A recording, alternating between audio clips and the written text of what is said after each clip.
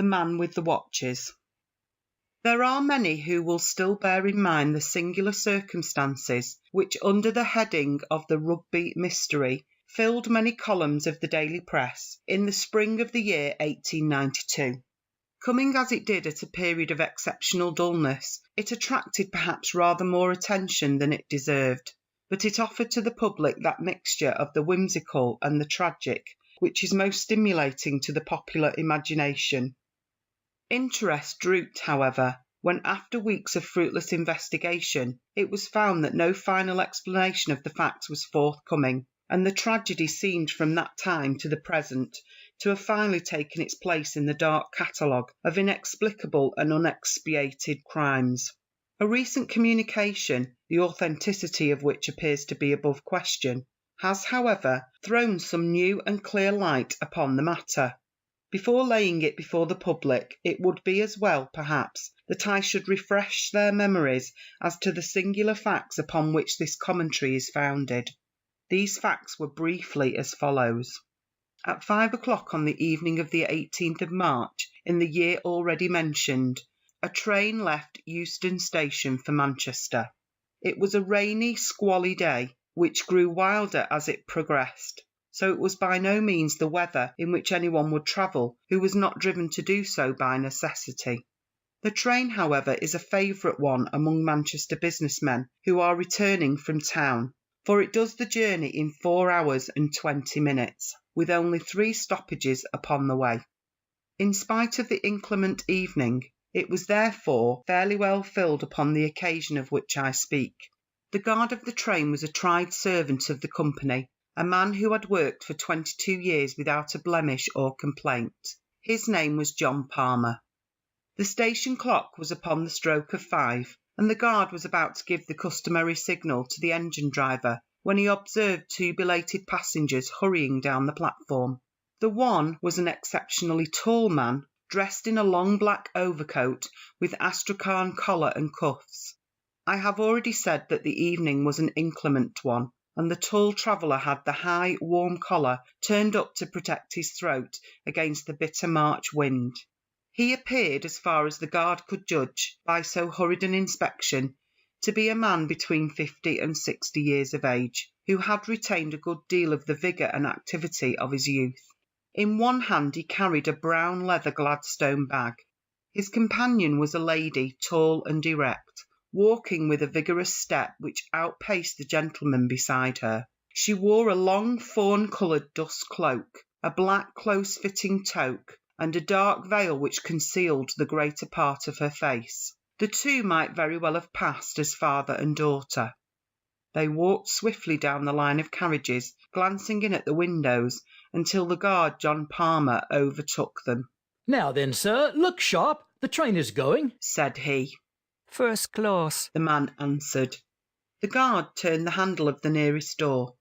In the carriage which he had opened, there sat a small man with a cigar in his mouth. His appearance seems to have impressed itself upon the guard's memory, for he was prepared afterwards to describe or to identify him.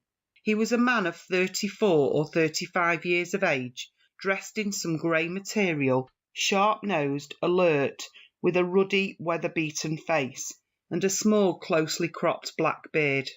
He glanced up as the door was opened. The tall man paused with his foot upon the step. "This is a smoking compartment. The lady dislikes smoke," said he, looking round at the guard. "All right, here you are, sir," said John Palmer. He slammed the door of the smoking carriage, opened that of the next one, which was empty, and thrust the 2 travellers in. At the same moment he sounded his whistle, and the wheels of the train began to move. The man with the cigar was at the window of his carriage, and said something to the guard as he rolled past him, but the words were lost in the bustle of the departure. Palmer stepped into the guard's van as it came up to him, and thought no more of the incident. 12 minutes after its departure, the train reached Willesden Junction, where it stopped for a very short interval. An examination of the tickets has made it certain that no one either joined or left it at this time, and no passenger was seen to alight upon the platform. At 5:14 the journey to Manchester was resumed, and Rugby was reached at 6:50. the express being 5 minutes late. At Rugby, the attention of the station officials were drawn to the fact that the door of one of the first-class carriages was open. An examination of that compartment and of its neighbour disclosed a remarkable state of affairs. The smoking carriage in which the short, red-faced man with the black beard had been seen was now empty.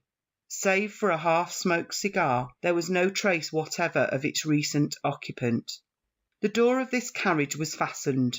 In the next compartment, to which attention had been originally drawn, there was no sign either of the gentleman with the astrakhan collar or of the young lady who accompanied him.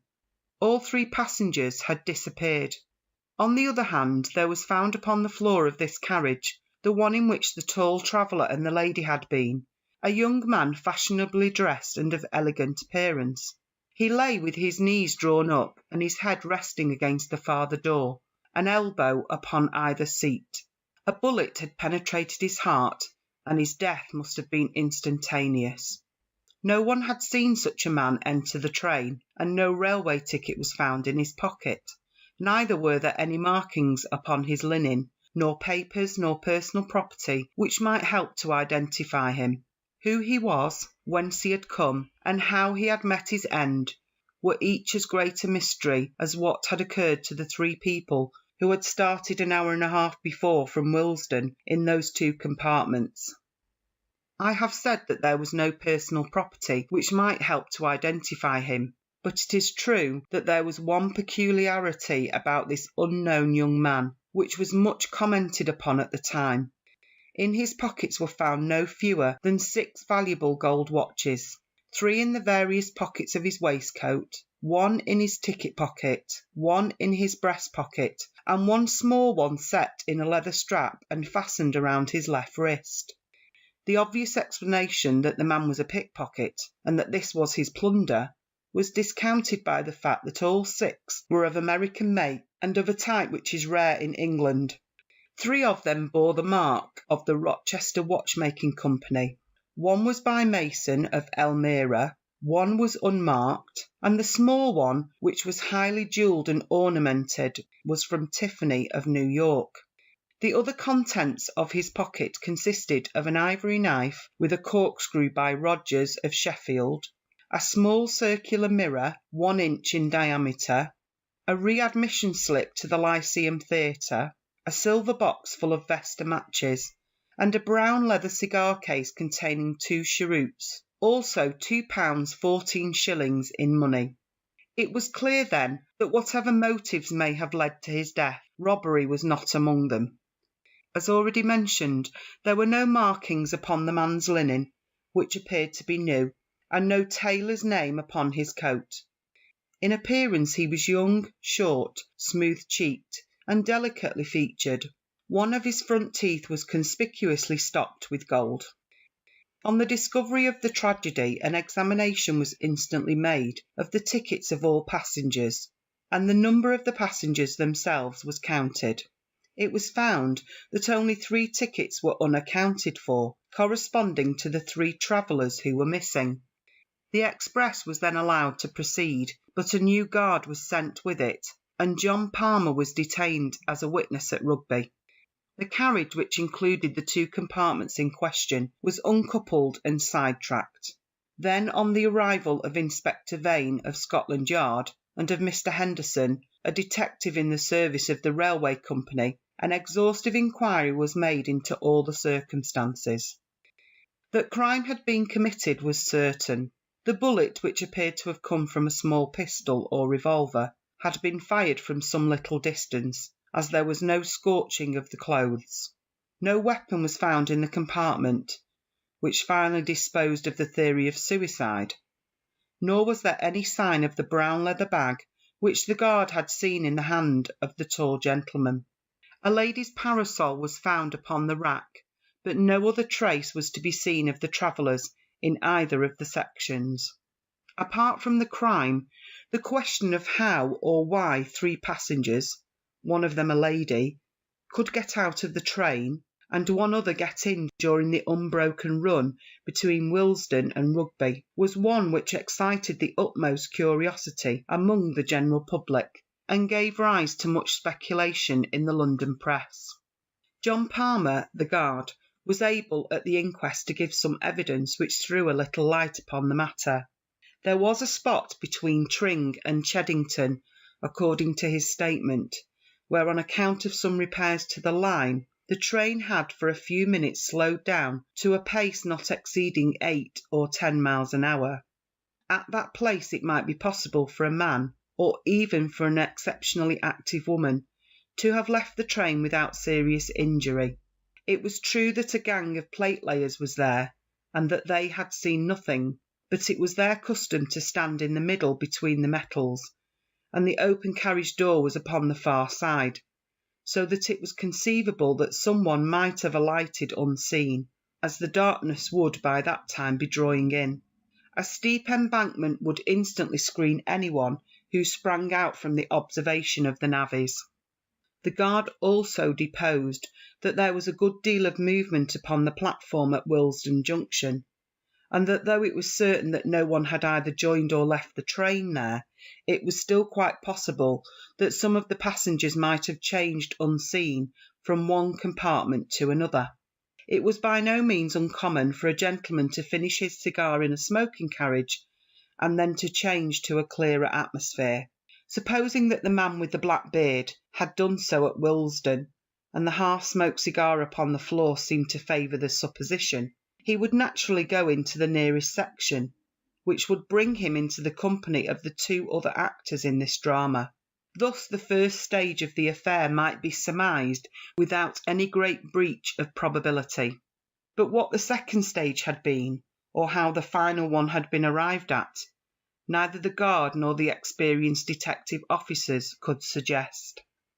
A careful examination of the line between Willesden and Rugby resulted in one discovery which might or might not have a bearing upon the tragedy. Near Tring, at the very place where the train slowed down, there was found at the bottom of the embankment a small pocket testament, very shabby and worn. It was printed by the Bible Society of London and bore an inscription. From John to Alice, January 13th, 1856. Upon the flyleaf underneath was written, James, July 4th, 1859. And beneath that again, Edward, November 1st, 1869.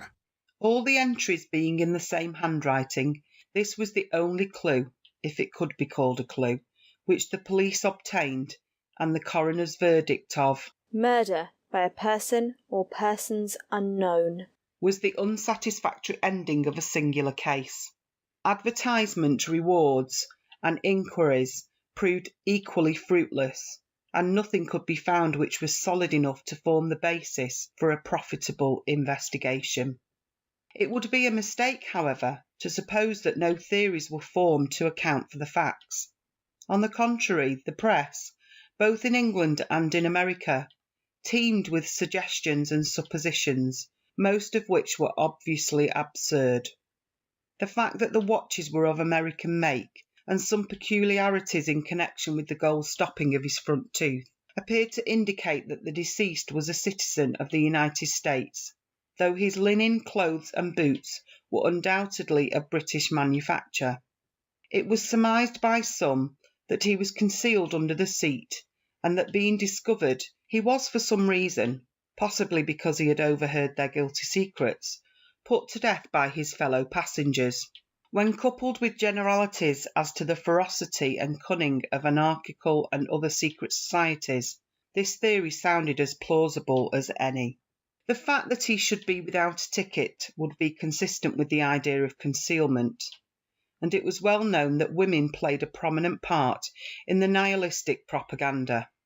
On the other hand, it was clear, from the guard's statement, that the man must have been hidden there before the others arrived, and how unlikely the coincidence that conspirators should stray exactly into the very compartment in which a spy was already concealed. Besides, this explanation ignored the man in the smoking carriage, and gave no reason at all for his simultaneous disappearance. The police had little difficulty in showing that such a theory would not cover the facts, but they were unprepared in the absence of evidence to advance any alternative explanation. There was a letter in the Daily Gazette over the signature of a well-known criminal investigator, which gave rise to considerable discussion at the time. He had formed a hypothesis which had at least ingenuity to recommend it, and I cannot do better than append it in his own words. "Whatever may be the truth," said he, "it must depend upon some bizarre and rare combination of events, so we need have no hesitation in postulating such events in our explanation. In the absence of data, we must abandon the analytic or scientific method of investigation, and must approach it in the synthetic fashion. In a word, instead of taking known events and deducing from them what has occurred, we must build up a fanciful explanation, if it will only be consistent with known events. We can then test this explanation by any fresh facts which may arise. If they all fit into their places, the probability is that we are upon the right track, and with each fresh fact this probability increases in a geometrical progression until the evidence becomes final and convincing. Now there is one most remarkable and suggestive fact which has not met with the attention which it deserves. There is a local train running through Harrow and King's Langley, which is timed in such a way that the express must have overtaken it at or about the period when it eased down its speed to 8 miles an hour on account of the repairs of the line. The two trains would at that time be travelling in the same direction at a similar rate of speed and upon parallel lines. It is within everyone's experience how, under such circumstances, the occupant of each carriage can see very plainly the passengers in the other carriages opposite to him. The lamps of the express had been lit at Willesden, so that each compartment was brightly illuminated, and most visible to an observer from outside. Now the sequence of events, as I reconstruct them, would be after this fashion. This young man with the abnormal number of watches was alone in the carriage of the slow train. His ticket, with his papers and gloves and other things, was, we will suppose, on the seat beside him. He was probably an American, and also probably a man of weak intellect. The excessive wearing of jewellery is an early symptom in some forms of mania. As he sat watching the carriages of the express, which were, on account of the state of the line, going at the same pace as himself, he suddenly saw some people in it whom he knew. We will suppose, for the sake of our theory, that these people were a woman whom he loved and a man whom he hated, and who in return hated him. The young man was excitable and impulsive. He opened the door of his carriage, stepped from the footboard of the local train to the footboard of the express, opened the other door, and made his way into the presence of these two people. The feat, on the supposition that the trains were going at the same pace, is by no means so perilous as it might appear. Having now got our young man, without his ticket, into the carriage in which the elder man and the young woman are travelling, it is not difficult to imagine that a violent scene ensued. It is possible that the pair were also Americans, which is the more probable as the man carried a weapon, an unusual thing in England. If our supposition of incipient mania is correct, the young man is likely to have assaulted the other. As the upshot of the quarrel, the elder man shot the intruder, and then made his escape from the carriage, taking the young lady with him. We will suppose that all this happened very rapidly, and that the train was still going at so slow a pace that it was not difficult for them to leave it. A woman might leave a train going at 8 miles an hour. As a matter of fact, we know that this woman did do so. And now we have to fit in the man in the smoking carriage. Presuming that we have, up to this point, reconstructed the tragedy correctly, we shall find nothing in this other man to cause us to reconsider our conclusions. According to my theory, this man saw the young fellow cross from one train to the other, saw him open the door, heard the pistol shot, saw the two fugitives spring out onto the line, realized that murder had been done, and sprang out himself in pursuit. Why he has never been heard of since whether he met his own death in the pursuit, or whether, as is more likely, he was made to realize that it was not a case for his interference, is a detail which we have at present no means of explaining. I acknowledge that there are some difficulties in the way. At first sight, it might seem improbable that at such a moment a murderer would burden himself in his flight with a brown leather bag. My answer is that he was well aware that if the bag were found, his identity would be established. It was absolutely necessary for him to take it with him. My theory stands or falls upon one point, and I call upon the railway company to make strict inquiry as to whether a ticket was found unclaimed in the local train through Harrow and King's Langley upon the 18th of March. If such a ticket were found, my case is proved. If not, my theory may still be the correct one, for it is conceivable either that he travelled without a ticket or that his ticket was lost. To this elaborate and plausible hypothesis, the answer of the police and of the company was first that no such ticket was found, secondly that the slow train would never run parallel to the express, and thirdly that the local train had been stationary in King's Langley station when the express going at 50 miles an hour had flashed past it. So perished the only satisfying explanation, and 5 years have elapsed without supplying a new one. Now at last there comes a statement which covers all the facts, and which must be regarded as authentic. It took the shape of a letter dated from New York, and addressed to the same criminal investigator whose theory I have quoted. It is given here in extenso, with the exception of the 2 opening paragraphs, which are personal in their nature. You'll excuse me if I'm not very free with names. There's less reason now than there was 5 years ago when Mother was still living. But for all that, I'd rather cover up our tracks all I can. But I owe you an explanation, for if your idea of it was wrong, it was a mighty ingenious one all the same. I'll have to go back a little so as you may understand all about it. My people came from Bucks, England, and emigrated to the States in the early 50s. They settled in Rochester in the state of New York, where my father ran a large dry goods store. There were only 2 sons, myself, James, and my brother, Edward. I was 10 years older than my brother, and after my father died I took the place of a father to him, as an elder brother would. He was a bright, spirited boy, and just one of the most beautiful creatures that ever lived, but there was always a soft spot in him, and it was like mold and cheese, for it spread and spread, and nothing that you could do would stop it. Mother saw it just as clearly as I did, but she went on spoiling him all the same, for he had such a way with him that you could refuse him nothing. I did all I could to hold him in, and he hated me for my pains. At last he fairly got his head, and nothing that we could do would stop him. He got off into New York and went rapidly from bad to worse. At first he was only fast, and then he was criminal, and then at the end of a year or 2, he was one of the most notorious young crooks in the city. He had formed a friendship with Sparrow McCoy, who was at the head of his profession as a bunco steerer, green goodsman, and general rascal. They took to card sharping, frequented some of the best hotels in New York.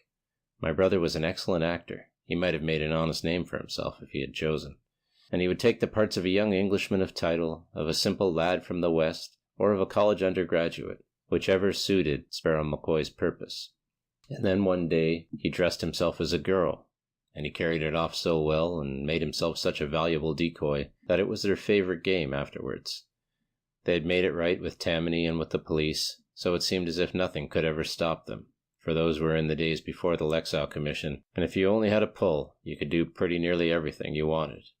And nothing would have stopped them, if they had only stuck to cards in New York. But they must needs come up Rochester way, and forge a name upon a check. It was my brother that did it, though everyone knew that it was under the influence of Sparrow McCoy. I bought up that check, and a pretty sum it cost me. Then I went to my brother, laid it before him, on the table, and swore to him that I would prosecute if he did not clear out of the country. At first he simply laughed. I could not prosecute, he said, without breaking our mother's heart, and he knew that I would not do that. I made him understand, however, that our mother's heart was being broken in any case, and that I had set firm on the point that I would rather see him in Rochester jail than in a New York hotel. So at last he gave in, and he made me a solemn promise that he would see Sparrow McCoy no more, that he would go to Europe, and that he would turn his hand to any honest trade that I helped him to get. I took him down right away to an old family friend, Joe Wilson, who is an exporter of American watches and clocks, and I got him to give Edward an agency in London, with a small salary and a 15% commission on all business. His manner and appearance were so good that he won the old man over at once, and within a week he was sent off to London with a case full of samples. It seemed to me that this business of the check had really given my brother a fright, and that there was some chance of him settling down into an honest line of life. My mother had spoken with him, and what she said had touched him, for she had always been the best of mothers to him, and he had been the great sorrow of her life. But I knew that this man Sparrow McCoy had a great influence over Edward, and my chance of keeping the lad straight lay in breaking the connection between them. I had a friend in the New York detective force, and through him I kept a watch upon McCoy. When, within a fortnight of my brother's sailing, I heard that McCoy had taken a berth in the Etruria, I was as certain as if he had told me that he was going over to England for the purpose of coaxing Edward back again into the ways that he had left. In an instant I had resolved to go also, and to pit my influence against McCoy's. I knew it was a losing fight, but I thought, and my mother thought, that it was my duty. We passed the last night together in prayer for my success, and she gave me her own testament that my father had given her on the day of their marriage in the old country, so that I might always wear it next my heart. I was a fellow traveler on the steamship with Sparrow McCoy, and at least I had the satisfaction of spoiling his little game for the voyage. The very first night I went into the smoking room, found him at the head of a card table, with a half-dozen young fellows who were carrying their full purses and their empty skulls over to Europe. He was settling down for his harvest, and a rich one it would have been, but I soon changed all that. "Gentlemen," said I, "are you aware whom you are playing with?" What's that to you? You mind your own business, said he with an oath. "Who is it, anyway?" asked one of the dudes. "He's Sparrow McCoy, the most notorious card sharper in the States." Up he jumped with a bottle in his hand, but he remembered that he was under the flag of the effete old country, where law and order run, and Tammany has no pull. Jail and the gallows wait for violence and murder, and there's no slipping out by the back door on board an ocean liner. Prove your words, you... said he. "I will," said I. "If you will turn up your right sleeve to the shoulder, I will either prove my words, or I will eat them." He turned white and said not a word. You see, I knew something of his ways, and I was aware of that part of the mechanism which he and all such sharpers use consists of an elastic down the arm with a clip just above the wrist. It is by means of this clip that they withdraw from their hands the cards which they do not want, while they substitute other cards from another hiding place. I reckoned on it being there, and it was. He cursed me, slunk out of the saloon, and was hardly seen again during the voyage. For once, at any rate, I got level with Mr. Sparrow McCoy. But he soon had his revenge upon me, for when it came to influencing my brother, he outweighed me every time. Edward had kept himself straight in London for the first few weeks, and had done some business with his American watches, until this villain came across his path once more. I did my best, but the best was little enough. The next thing I heard, there had been a scandal at one of the Northumberland Avenue hotels. A traveller had been fleeced of a large sum by two Confederate card sharpers, and the matter was in the hands of Scotland Yard. The first I learned of it was in the evening paper, and I was at once certain that my brother and McCoy were back at their old games. I hurried at once to Edward's lodgings. They told me that he and a tall gentleman, whom I recognized as McCoy, had gone off together, and that he had left the lodgings and taken his things with him. The landlady had heard them give several directions to the cabman, ending with Euston Station, and she had accidentally overheard the tall gentleman saying something about Manchester. She believed that that was their destination. A glance at the timetable showed me that the most likely train was at 5, though there was another at 4:35 which they might have caught. I had only time to get the later one, but found no sign of either of them at the depot or on the train. They must have gone on by the earlier one, so I determined to follow them to Manchester and search for them in the hotels there. One last appeal to my brother by all that he owed to my mother might even now be the salvation of him. My nerves were overstrung, and I lit a cigar to study them. At that moment, just as the train was moving off, the door of my compartment was flung open, and there were McCoy and my brother on the platform. They were both disguised, and with good reason, for they knew that the London police were after them. McCoy had a great astrakhan collar drawn up, so that only his eyes and his nose were showing. My brother was dressed like a woman, with a black veil half down his face, But of course it did not deceive me for an instant, nor would it have done so even if I had not known that he had often used such a dress before. I started up, and as I did so, McCoy recognized me. He said something, the conductor slammed the door, and they were shown into the next compartment. I tried to stop the train so as to follow them, but the wheels were already moving, and it was too late. When we stopped at Williston, I instantly changed my carriage. It appears that I was not seen to do so, which is not surprising, as the station was crowded with people. McCoy, of course, was expecting me, and he had spent the time between Euston and Williston in saying all he could to harden my brother's heart and set him against me. That is what I fancy, for I had never found him so impossible to soften or to move. I tried this way and I tried that. I pictured his future in an English jail. I described the sorrow of his mother when I came back with the news. I said everything to touch his heart, but all to no purpose. He sat there with a fixed sneer upon his handsome face, while every now and then Sparrow McCoy would throw in a taunt at me, or some word of encouragement to hold my brother to his resolutions. "Why don't you run a Sunday school?" he would say to me, and then in the same breath, "He thinks you have no will of your own. He thinks you're just the baby brother, and that he can lead you where he likes. He's only just finding out that you're a man as well as he." It was those words of his which set me talking bitterly. We had left Williston, you understand, for all this took some time. My temper got the better of me, and for the first time in my life I let my brother see the rough side of me. Perhaps it would have been better had I done so earlier and more often. "A man," said I. "Well, I'm glad to have your friend's assurance of it, for no one would suspect it to see you like a boarding-school missy. I don't suppose in all this country there is a more contemptible-looking creature than you are as you sit there with that dolly pinafore upon you." He coloured up at that, for he was a vain man, and he winced from ridicule. "It's only a dust cloak," said he, and he slipped it off. "One has to throw the coppers off one's head, and I had no other way to do it." He took his toque off with the veil attached, and he put both it and the cloak into his brown bag. "Anyway, I don't need to wear it until the conductor comes round," said he. "Nor then either," said I, and taking the bag I slung it with all my force out of the window. "Now," said I, "you'll never make a Mary Jane of yourself while I can help it. If nothing but that disguise stands between you and a jail, then to jail you shall go." That was the way to manage him. I felt my advantage at once. His supple nature was one which yielded to roughness far more readily than to entreat. He flushed with shame, and his eyes filled with tears. But McCoy saw my advantage also, and was determined that I should not pursue it.